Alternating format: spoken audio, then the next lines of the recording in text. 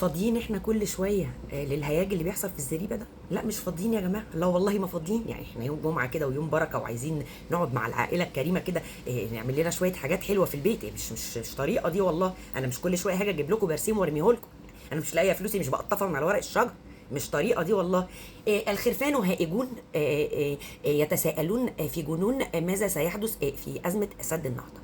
ليه؟ لان في مسؤول ارنوبي في ارنوبيا طلع قال لك احنا هنبني 3 سدود جديده على النيل.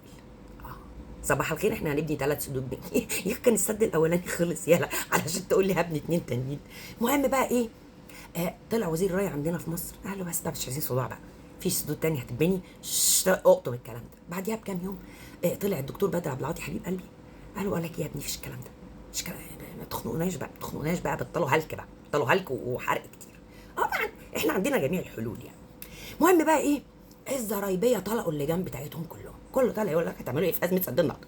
هنعطش يلا ده السد بيتعمل من 2011 واحنا 2026 وحتى يومنا هذا لا طلع كهرباء ولا قطع ميه.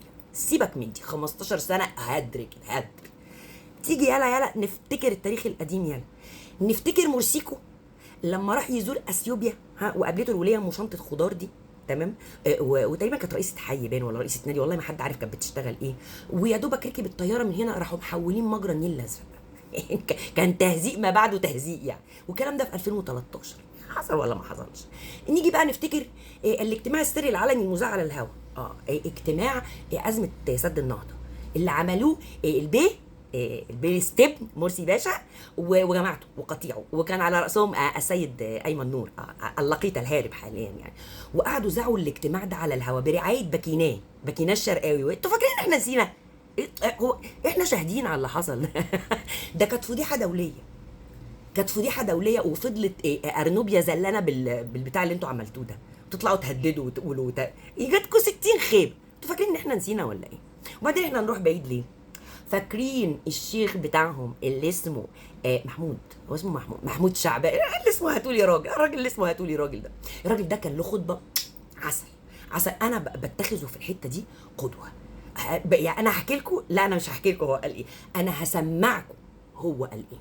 عندنا مشاكل ننكر نبقى كدابين، بس حب الوطن بصدق يظهر في الازمات. عندنا ازمه في الميه وفي مشكله في سد النهضه.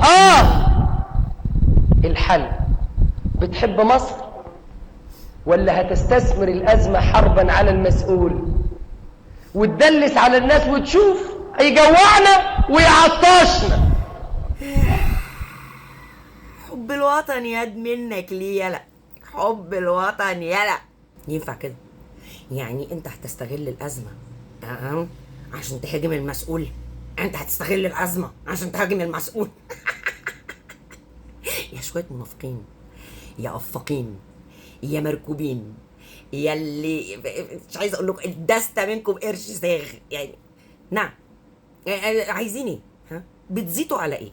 ما احنا كلنا عارفين اللي فيها، وعارفين الليله دي كانت اولها فين واخرها فين. اللي انا عارفاه ومتاكده منه برضو ارجع اقول تاني، في بطني شادر بطيخ صيفي. لا يعنيني يا باشا، الدوله دي فيها اجهزه، فيها جيش، فيها قياده، هم هيتعاملوا في كل ده. انا بكلمك انت دلوقتي يا مركوب، يا زرايبي، فسر لي ان لما كانت الازمه بدايتها في حكم الاستبن الفطيسه، كان لا ما ينفعش نستغلها ضد الحاكم، ما ينفعش يا جماعه. هتقولوا ان هو بيعطشنا، ودلوقتي بقى لازم نتخذ مش عارف ايه وننزل نعمل مظاهرات ونعمل بس يلا. بس يا مفضوح منك ليه، بس يا مفضوحين. صلوا على النبي بقى في قلبكم. والله انا ما انا عارفه مين اللي بيصرف عليكم الهم والبلا الازرق ده، ومين اللي بيمول القرف اللي انتوا بتقولوه ده. بس يعني احنا قاعدين لكم بالمرصاد، والارشيف بتاعكم عامر. فاحنا قاعدين نفضل نطلع كل شويه من الارشيف كده وننقنق معاكم، ومحضره لكم فيديو من الارشيف عنب. انتظروا بقى الكام يوم الجايين دول.